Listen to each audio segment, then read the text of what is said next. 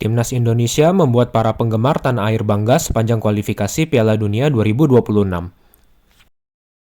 Indonesia jelas bukan favorit, mengingat mereka memulai kualifikasi dengan peringkat FIFA yang sangat rendah saat kualifikasi dimulai pada tahun 2023. Bahkan sepanjang kualifikasi, para pemain sudah merasakan banyak hasil-hasil mengecewakan yang menguras tenaga serta emosi.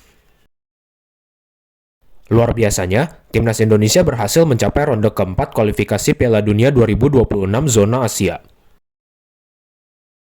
Namun begitu, banyak kejadian kurang mengenakan kembali menghampiri persiapan timnas jelang kualifikasi ronde keempat pada bulan Oktober 2025, baik dari dalam maupun luar lapangan.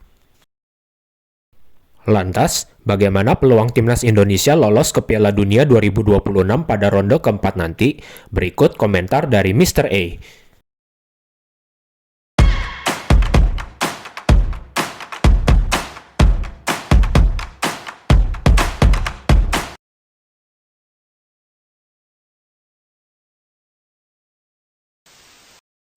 Komposisi timnas Indonesia di Piala Asia 2023 mungkin menjadi titik di mana para penggila bola antusias dengan masa depan sepak bola tanah air. Bagaimana tidak, skuad yang kala itu masih dibesut oleh Coach Sintayong mulai kedatangan banyak pemain keturunan grade A seperti Elkan Bagot, Sandy Walsh, Ivan Jenner, Rafael Strijk, Justin Hubner, hingga Syaini Patinama. Bahkan, banyak talenta lokal yang masih muda sudah menjadi tulang punggung timnas senior, sebut saja Rizky Ridho, Yaakob Sayuri, Marcelino Ferdinand, hingga Egy Maulana Fikri. Sayangnya, peringkat FIFA yang rendah dan hasil kualifikasi Piala Dunia 2022 yang hancur membuat Indonesia harus memulai kualifikasi Piala Dunia 2026 dari babak terawal yang sudah berlangsung sebelum Piala Asia 2023 dimulai. Padahal, Indonesia jelas tidak memiliki lawan sepadan di ronde pertama, di mana Indonesia dengan mudahnya melumat Brunei Darussalam dengan agregat 12-0 sebelum melaju ke ronde kedua dan satu grup dengan Irak, Vietnam, dan Filipina. Di ronde kedua inilah, Indonesia mulai merasakan persaingan yang lebih ketat, di mana dua hasil negatif diraih di dua laga awal. Bahkan, Indonesia harus takluk dalam setiap pertandingan kontra Irak yang mengakhiri grup dengan catatan sempurna. Dengan cepat, PSSI langsung mencari pemain-pemain naturalisasi baru untuk memperbaiki setiap lini secara merata dengan mendatangkan Tom Haye, Jait Zes, Ragnar Oratmangun, dan Calvin Verdong. Perekrutan keempatnya dinilai berhasil, di mana Jait Zes dan Ragnar bersinar di laga kontra Vietnam, sedangkan Haye dan Verdong tampil cemerlang di laga kontra Filipina. Dengan hasil yang memuaskan dalam 3 laga, Indonesia menemani Irak melaju ke ronde 3 kualifikasi Piala Dunia 2026 sekaligus menyamai catatan Thailand di kualifikasi Piala Dunia 2018 dan Vietnam di kualifikasi Piala Dunia 2022.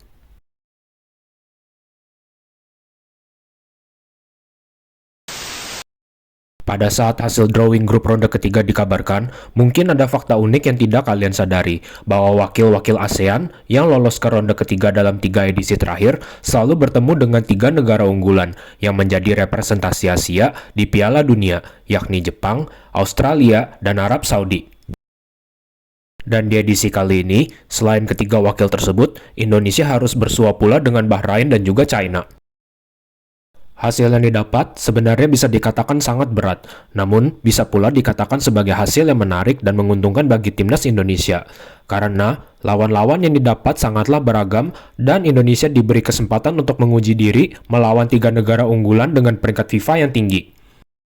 Bandingkan saja dengan Korea Selatan dan Korea Utara, di mana semua lawan yang dihadapi adalah tim-tim dari Timur Tengah yang seringkali menghadirkan kontroversi karena AFC dinilai seringkali menguntungkan negara-negara Asia Barat, sebut saja tim nasional Qatar. Sebelum laga pertama kualifikasi ronde ketiga dimulai, Mr. A sangat senang dengan PSSI karena berhasil mendatangkan pemain naturalisasi baru yang bermain sebagai penjaga gawang, yakni Martin Pas. Proses naturalisasi sang pemain cukup memakan waktu karena Pas pernah memiliki kasus saat bermain bersama tim U21 Belanda saat dirinya sudah berusia 22 tahun yang dapat menggagalkan rencana PSSI dalam menaturalisasi sang pemain. Namun setelah negosiasi yang alot dengan FIFA, Pas diberi izin berpindah federasi dan dapat membela negara leluhurnya berasal. Hebatnya, PAS bahkan langsung menjadi salah satu idola bagi banyak penggemar timnas Garuda, terutama setelah laga melawan Arab Saudi dan Australia, di mana Indonesia dapat menahan imbang dua tim yang sering menjadi wakil Asia di Piala Dunia. Kedatangan PAS melengkapi struktur line-up Coach Sintayong kala itu yang terlihat semakin solid, terutama di sektor pertahanan. Sayangnya, setelah laga kontra Australia, Indonesia terkena badai tiada henti. Dimulai dari gagal meraih kemenangan tandang atas Bahrain akibat kontroversi wasit Alkaf yang terkenal dengan slogan 90+6 sama dengan 99, yang dilanjutkan dengan kekalahan tandang atas China yang diduga sebagai blunder Coach Shin dalam memilih susunan line-up kala itu. Meskipun Mr. A berpendapat itu bagian dari rotasi karena masalah kebugaran ataupun akumulasi kartu yang menjadi masalah timnas Indonesia kala itu. Bahkan setelahnya, tua Gelora Bung Karno seakan tidak berarti apa-apa saat timnas menjamu Jepang, di mana Samurai Biru menang dengan skor meyakinkan 4-0 di Jakarta, sekaligus menjadikan timnas Garuda sebagai tim juru kunci setelah ronde ketiga sudah setengah jalan. Tidak berselang lama, pendukung timnas tanah air digegerkan dengan keputusan PSSI yang memecat Coach Shin. Banyak yang menduga kekalahan lawan China ditambah hasil buruk di kompetisi ASEAN Championship menjadi pemicu di balik keputusan tersebut. Padahal sebelumnya, Coach Shin masih sempat memperbaiki keadaan dengan memberikan kemenangan perdana di ronde ketiga saat mengalahkan Arab Saudi, yang membuat timnas Indonesia naik ke posisi 3 klasmen. Rupanya, PSSI yang diketuai Bapak Erick Thohir menjadikan armada Belanda sebagai nakoda baru timnas Garuda, dengan Patrick Kluivert sebagai pelatih kepala yang dibantu Alex Pastoor dan Danny Lanzat sebagai asisten. Bahkan dibantu direktur teknis baru, yakni Jordi Cruyff yang merupakan anak legenda hidup Belanda, Johan Cruyff. Sebagai pelatih timnas yang baru, Patrick Kluivert menegaskan salah satu janjinya, yakni akan lebih adil dalam menyeleksi pemain dengan memerhatikan menit bermain pemain sebagai indikator utama dapat dipilih bermain untuk timnas. Bahkan ia berjanji bahwa di bawah komandonya, timnas akan bermain lebih menyerang dan enak untuk ditonton menggunakan gaya total football. Nampaknya, kehadiran Patrick Kluivert juga memuluskan tambahan pemain naturalisasi dalam skuad timnas Indonesia. Sesudah oleh Romeni yang memutuskan sepakat bergabung, timnas juga kedatangan Dean James, Joy Pelupesi, hingga Emil Audero, kiper yang lama didambakan penggemar Garuda, namun juga dikritik karena keinginan keluarga yang menginginkan memprioritaskan timnas Italia ketimbang Indonesia. Meski demikian, keputusan PSSI yang menggantikan Coach Shin dengan Patrick Kluivert terdengar sangat membingungkan, karena para pemain harus bermain dengan sistem yang baru karena tipe permainan kedua pelatih jelas sangat berbeda. Walau kedatangan banyak pemain diaspora, tidak menjamin gaya main baru dapat diterapkan secara instan, sehingga langkah ini dinilai beresiko untuk timnas yang ingin mencoba meraih hasil sebaik-baiknya di ronde ketiga. Akhirnya terlihat, kesan awal Patrick Kluivert dan armada Belanda juga sangat negatif, di mana timnas yang mencoba pola 4 back terkesan mengutamakan permainan indah dibandingkan fokus pada hasil akhir. Sehingga, di hadapan tuan rumah Australia, Indonesia yang sempat memiliki peluang pertama mendapatkan angka harus ditekuk dengan skor mencolok 1-5. Hasil ini pula yang membuat PSSI dikritik habis oleh para penggemar, salah satunya lewat yel-yel berikut.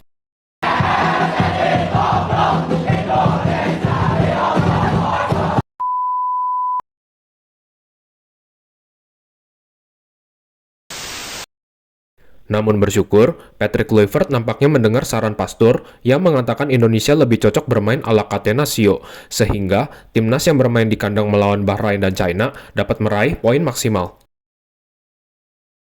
Dalam dua laga kandang tersebut, trio Hapner, Itzes, dan Rido bermain solid, Haye bermain lebih nyaman dengan adanya Pelupesi, dan oleh Romeni menjadi sorotan utama dengan 3 gol yang ia cetak dalam 3 laga.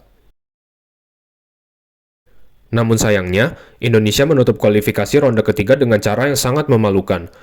Setelah digebuk Australia, Indonesia kembali dihancurkan Jepang dengan skor 0-6. Di laga itu, bek sayap kanan menjadi perhatian Mr. A karena Dix dan juga Yakob Sayuri sama-sama berakhir cedera, dan Indonesia bisa dikatakan bermain tanpa wingback kanan setelah itu. Selain itu, Jepang seakan mempermalukan Indonesia habis-habisan, mengingat kala itu hanya Kubo, Endo, dan Kamadalah 3 pemain reguler yang bermain melawan Indonesia. Sedangkan sisanya kebanyakan merupakan pemain muda yang diberi jam terbang lebih oleh pelatih kepala Hajime Moriyasu. Akan tetapi, Mr. A mengucapkan selamat kepada timnas Indonesia yang sudah membanggakan seluruh penggemar Garuda karena berhasil menjadi wakil ASEAN pertama yang berhasil melaju hingga ronde keempat kualifikasi Piala Dunia Zona Asia. Bahkan, mampu mencuri poin saat melawan Australia, Arab Saudi, Bahrain, hingga China dengan raihan 3 kemenangan, 3 hasil seri, dan 4 kekalahan selama kualifikasi ronde ketiga.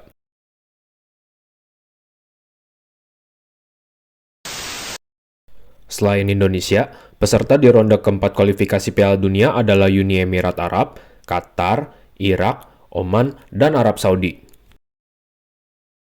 Setelah melihat siapa saja peserta di ronde ini, AFC seakan memperlihatkan sisi liciknya. Arab Saudi dan Qatar secara spontan ditunjuk menjadi tuan rumah di ronde ini. Padahal akan adil bila kualifikasi diadakan di tempat yang netral.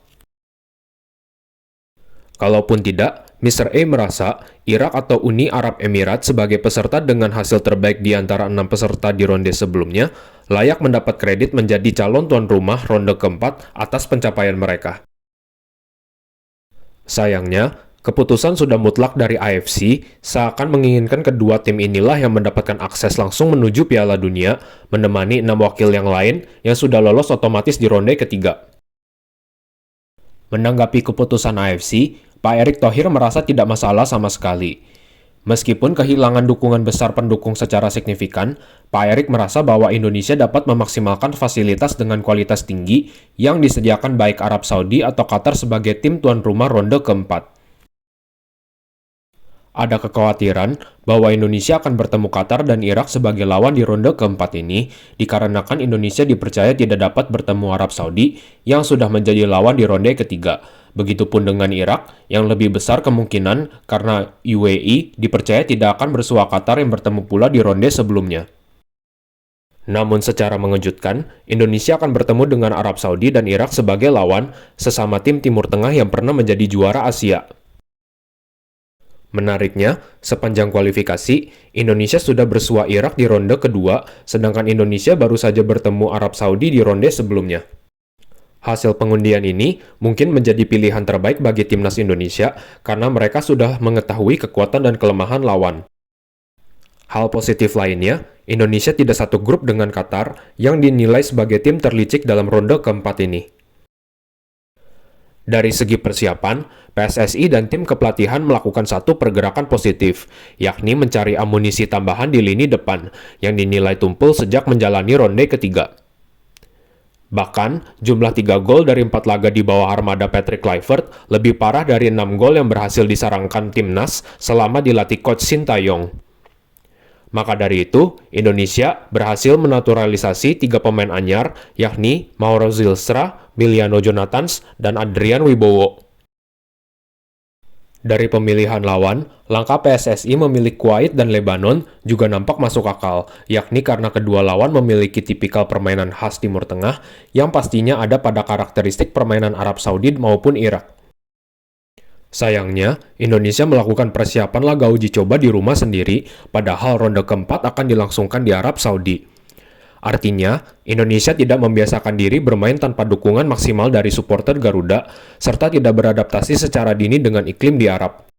Di mana Surabaya sebagai tempat laga uji coba pun belum tentu mencapai suhu panas di Arab Saudi. Tidak diduga, persiapan timnas menuju ronde keempat diuji lewat masalah-masalah yang ada, baik masalah internal hingga masalah di luar lapangan. Dari luar lapangan, Indonesia sedang menghadapi masalah politik yang serius, di mana terjadi demonstrasi besar-besaran hampir di setiap wilayah, di mana hal ini dapat mengancam keamanan para personel timnas maupun calon lawan yang akan dihadapi. Dari dalam lapangan, kiper Martin Pas mengalami cedera, sehingga timnas akan bergantung penuh pada Emil Audero sebagai pilihan utama di laga uji coba. Namun, hal terburuk adalah cedera parah oleh Romeni yang didapat saat Oxford menjadi peserta undangan dalam Piala Presiden dan Ole harus dioperasi, serta membutuhkan waktu pemulihan yang diperkirakan cukup lama, sehingga mengancam peluang keikutsertaannya di ronde keempat nanti. Padahal, Ole adalah penyerang utama timnas, terutama sejak Patrick Kluivert menakodai timnas. Belum lagi, pembatalan yang dilakukan Kuwait sebagai lawan uji coba pertama timnas yang diduga banyak pihak sebagai salah satu tindakan sabotase yang dapat mengganggu persiapan timnas Indonesia sebelum ronde keempat dimulai. Beruntung, Chinese Taipei bersedia menjadi lawan tanding timnas menggantikan Kuwait. Hanya saja, terdapat perbedaan kualitas yang sangat besar antara Indonesia dan Chinese Taipei. Bahkan dengan skuad pelapis, Indonesia sanggup menutup laga dengan skor telak 6-0. Di laga kedua, Lebanon pun merencanakan permajaan skuad sehingga Indonesia tidak akan melawan versi terbaik dari sang lawan. Di laga ini, Indonesia berani bermain dengan pola 4 back yang mana dikatakan siap diperagakan untuk ronde keempat nanti. Meski mendominasi laga, penyelesaian timnas sangat jauh dari kata memuaskan, dan bila tidak salah ingat, tidak ada satupun shot on target dari timnas Indonesia di laga ini. Skor kacamata menutup hasil akhir, di mana sempat terjadi keributan antar kedua kubu. Penggunaan formasi 4 back inilah yang menjadi tanda tanya besar. Apakah Indonesia yakin menggunakan pola tersebut melawan Arab Saudi dan Irak, yang secara peringkat dan pengalaman internasional lebih baik dari Indonesia? Namun begitu, pemilihan strategi timnas di ronde keempat nanti akan coba Mr. E komentari di video lanjutan dari video ini. Yang pasti, Indonesia wajib mewaspadai kedua calon lawan, terutama timnas Arab Saudi, yang sudah menjalani banyak laga uji coba sekaligus menjadi tamu di CONCACAF Gold Cup melawan Amerika Serikat hingga Meksiko. Bahkan di 2 laga terakhir, The Green Falcons mampu menaklukkan Makedonia Utara yang dahulu menggagalkan keikutsertaan Italia di Piala Dunia 2022 serta bermain imbang melawan Republik Ceko. Berdasarkan update yang ada, Mr. A merasa timnas harus realistis jelang 2 laga krusial melawan Arab Saudi dan juga Irak. Namun begitu, sepak bola selalu menarik, di mana banyak hal tidak terduga terjadi. Yang pasti, kita terus dukung penuh timnas Indonesia dan para pemain yang selalu mencoba memberikan yang terbaik. Apalagi, sudah banyak hal positif yang ditorehkan timnas Garuda selama kualifikasi Piala Dunia 2026 ini.